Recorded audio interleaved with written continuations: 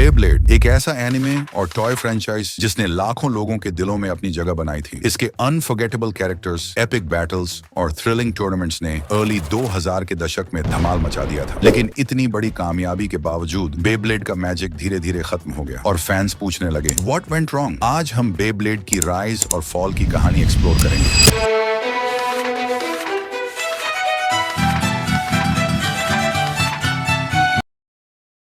जब मैंने पहली बार बेब्लेड का पहला एपिसोड देखा तो मेरी नजरें स्क्रीन से हट ही नहीं पाईं। टाइसन और ब्लेड ब्रेकर्स की कहानी सिर्फ एक्साइटिंग नहीं थी बल्कि लार्जर देन लाइफ लगती थी। हर एपिसोड ने मुझे इंस्पायर किया कि मैं भी अपना बेब्लेड लॉन्च करूं और वैसे ही बैटल्स लड़ूं। टाइसन की फायरी डिटर्मिनेशन, काई का ईगोटिस्टिक एटीट्यूड और हर टीम मेंबर की इमोशनल कहानी ने ओरिजिनल सीरीज को अनफॉरगेटेबल बना दिया। टाइसन के ड्रगून और काई के ड्रांजर की लड़ाई वो थ्रिल थी जिसे सिर्फ एक बच्चा ही पूरी तरह समझ सकता है। और रियल लाइफ बेब्लेड बैटल्स को कैसे भूल सकते हैं। दोस्तों के साथ घंटों तक रिक्रिएट करना और चक्कर डेव टाकर चिल्लाना, ये सिर्फ एक एनिमे नहीं था, ये हमारी लाइफ का हिस्सा था। जैसे जैसे मैं बड़ा हुआ बेब्लेड फ्रेंचाइज भी इवॉल्व हुआ। जी रेवोल्यूशन ने टाइसन, रे, मैक्स और काई की कहानी को एपिक तरीके से खत्म किया। लेकिन फिर 2009 में मेटल फाइट बेब्लेड के साथ सब कुछ बदल गया। शुरू में थोड़ा डाउट था, नए कैरेक्टर्स टाइसन और काई नहीं, लेकिन गिंका और उसकी एडवेंचर्स ने इंप्रेस कर दिया। बैटल्स इंटेंस थे, स्टेक्स हायर थे और बेब्लेड्स पहले से भी कूलर लग रहे थे।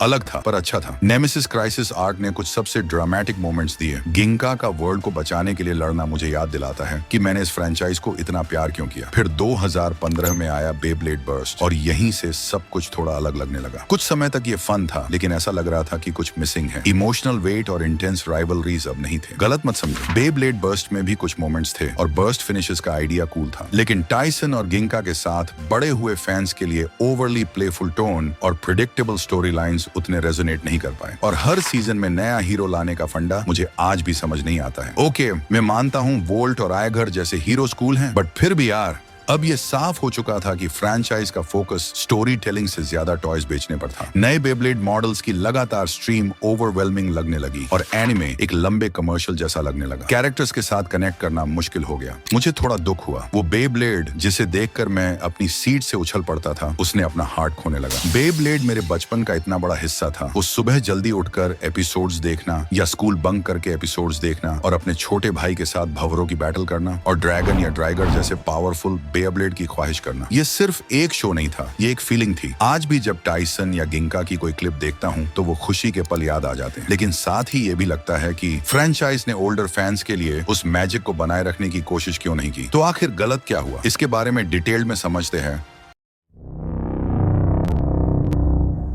बेब्लेड का आइडिया ट्रेडिशनल जापानीज कल्चर के घूमने वाले खिलौने बेगोमा से लिया गया था, जिसे अपने देश में भंवरा कहते हैं। ये गेम 1968 के बैटलिंग टॉप्स और कुछ ट्रेडिशनल गेम्स जैसे गैसिंग पंका और बम्बाराम में खेला जाता था। फिर 1993 से 1997 तक स्पिन फाइटर्स नाम की एक टॉय मार्केट में काफी फेमस हुई थी। फिर जुलाई 1999 इसकी ही सक्सेस देखकर तकारा टोमी नाम की टॉय मैन्युफैक्चरिंग कंपनी ने खुद के स्पिन फाइटर्स टॉयज निकाले, जिसे उन्होंने कहा बेब्लेड। फिर इसकी ही मार्केटिंग कराने के लिए सितंबर में इस पर के मांगा बनाया गया, जिसे लिखा और इलस्ट्रेटेड किया था Takao Aoki. Thank you Takao Aoki for blessing us with a cult masterpiece. फिर क्या था, इन टॉयज और मंगा को लोगों ने बहुत पसंद किया और ये काफी चली भी। फिर कहानी ने एंट्री होती है हसब्रो की, जो तकारा टोमी के साथ एक डील करता है और इन टॉयज के इंटरनेशनली रिलीज करता है, जहां इसके पहले ही साल में 10 करोड़ से ज्यादा बेब्लेड्स ग्लोबली सेल हुए थे। फिर अब इन टॉयज को और फेमस बनाने के लिए इन्होंने इसकी मांगा को अडॉप्ट करने का फैसला किया, जिसे एनिमेट करने के लिए ये मैड हाउस एनिमेशन स्टूडियो के पास गए थे, जिन्हें तुम आज हंटर एक्स हंटर, वन पंच मैन और डेथ नोट जैसे प्रोजेक्ट्स के लिए पहचानते होंगे। फिर 2001 मैड हाउस ने इसका पहला सीजन बना, जिसे विश्वव्यापी रिलीज किया गया, जिसे फैंस ने बहुत पसंद किया, जिस वजह से इसके ऊपर कई सारे सीजन्स और मूवी भी बनाई गई। लेकिन बेब्लेड की पॉपुलैरिटी सिर्फ एनिमे तक सीमित रही। इसके साथ एक ground breaking toy line launch हुई, जिसने फैंस को एक लाइफस्टाइल दिया। पूरी दुनिया में फैंस अपने बेब्लेड्स लॉन्च करते लगे और ओवर द इयर्स बेब्लेड्स इतना कामयाब रहा कि इसकी नेटवर्थ, गेम, मांगा, टॉयज और एनिमे सबको मिलाकर 4 अरब 16 करोड़ डॉलर हो गई थी। लेकिन जैसा कहा जाता है, अच्छे वक्त की बुरी बात यह है कि वो खत्म हो जाता है, और बेब्लेड के साथ भी यही हुआ।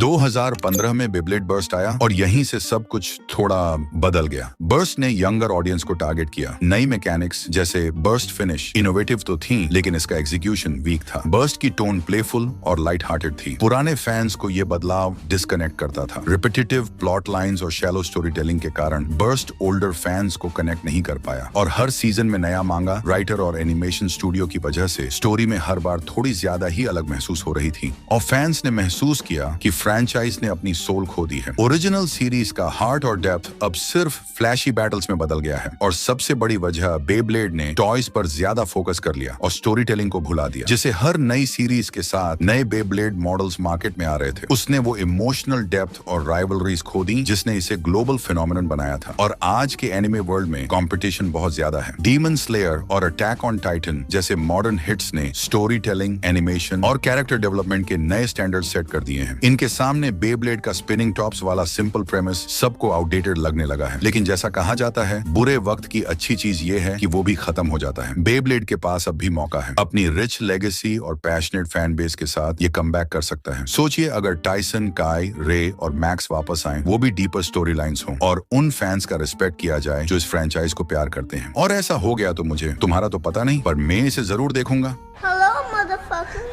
क्या मतलब कि ऐसा हुआ है? हाँ भाई, 12 दिसंबर 2017 को बेब्लेड ओरिजिन सीरीज के मांगाका तकाओ आओकी ने सीजन 3 के आगे की कहानी को बेब्लेड राइजिंग मैंगा में कंटिन्यू किया है और आज भी इसकी कहानी ऑनगोइंग है। अब तो बस यही दुआ करो कि टकारा टॉमी वाले इन सभी एनीमे को कचरे के डब्बे में फेंके और बेब्लेड राइजिंग की मांगा पर एनीमे बनाए।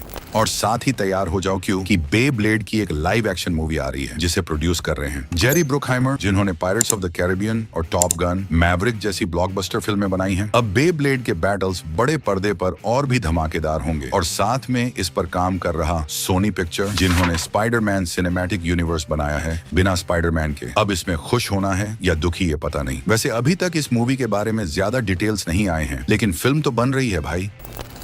और YouTube को लगता है कि तुम्हारे बचपन के और शोज के बारे में जानने के लिए तुम्हें ये प्लेलिस्ट देखनी चाहिए, तो डू चेक इट आउट। और मैं उम्मीद करता हूँ कि तुम सबको ये वीडियो पसंद आई है। अगर हाँ, तो लाइक और सब्सक्राइब करना मत भूलना।